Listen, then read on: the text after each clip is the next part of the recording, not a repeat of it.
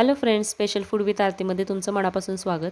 तर आज आपण बघणार आहोत मस्त असे भरलेले बटाट्याचे परोठे. तर नाश्त्यासाठी खूप छान रेसिपी आहे. तर त्याच्यासाठी सुरुवातीला 2 ते 3 कप भरेल इतकं मी गव्हाचं पीठ घेतलं आहे.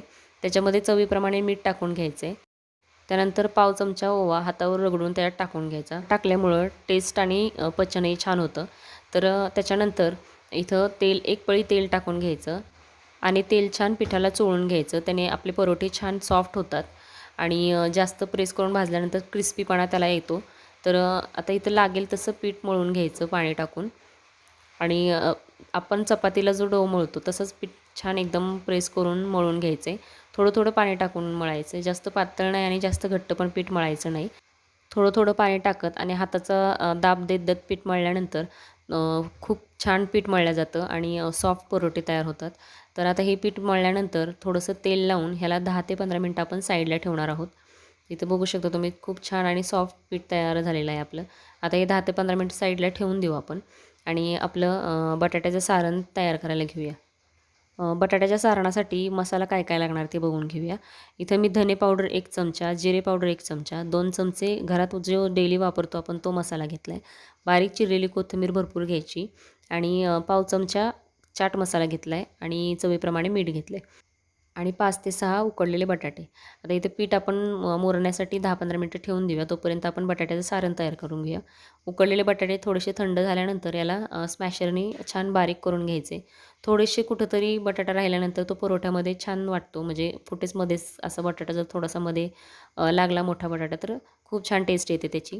आता इथं स्मॅशरनी छान बटाटा आपण स्मॅश करून घेतला आहे. त्याच्यामध्ये आपण मगाशी बघितलेले ते मसाले सगळे ड्राय मसाले टाकून घ्यायचे. बारीक चिरलेली कोथिंबीर आणि हा एक जीव मसाला करून सगळ्या बटाट्याला छान लावून घ्यायचा. इथे मी लाल मसाला वापरला आहे. तुम्हाला आवडत असेल तर तुम्ही हिरवा मसाला पण वापरू शकता. हिरवा मसाल्याचे पण परोठे खूप छान होतात. इथं आपलं परोठ्याचं सारण तयार झालं आहे. आता पीठ मळलेलं छान मुरल्या गेले. आता आपण परोठे तयार करायला घेऊया.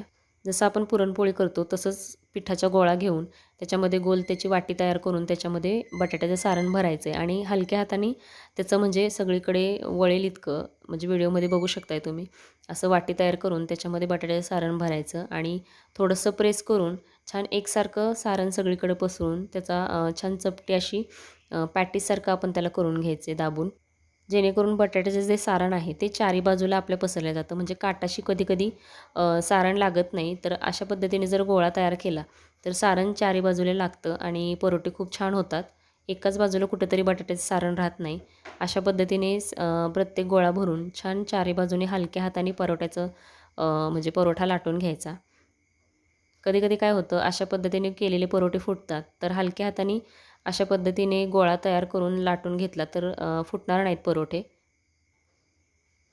तर तुम्ही बघू शकता एकदम हलक्या हाताने लाटायचे. जेव्हा आपण भरून परोठा करतो तेव्हा जास्त पातळ लाटायचा नाही. कारण फुटण्याची शक्यता असतेच आणि बटाट्यात पण फरक असतो. कधी तो चिकट असल्यानंतर तो चिकटतो पोळपाटाला आणि फुटतो. तर थोडासा जाडसर ठेवल्यानंतर खूप छान परोठा लागतो तो भरलेला.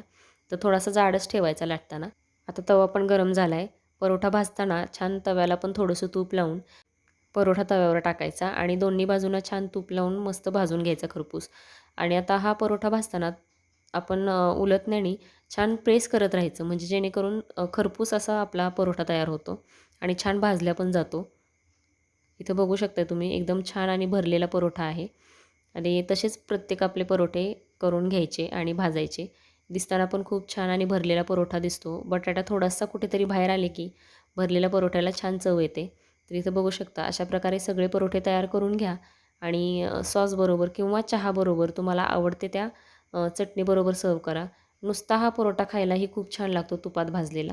तर नक्की ही रेसिपी ट्राय करा आणि ट्राय केल्यानंतर कमेंटमध्ये कळवायला विसरू नका की कशी झाली आणि चॅनलवर जर नवीन असाल तर चॅनलला सबस्क्राईब करा आणि रेसिपी आवडल्यास लाईक आणि जास्तीत जास्त शेअर करा.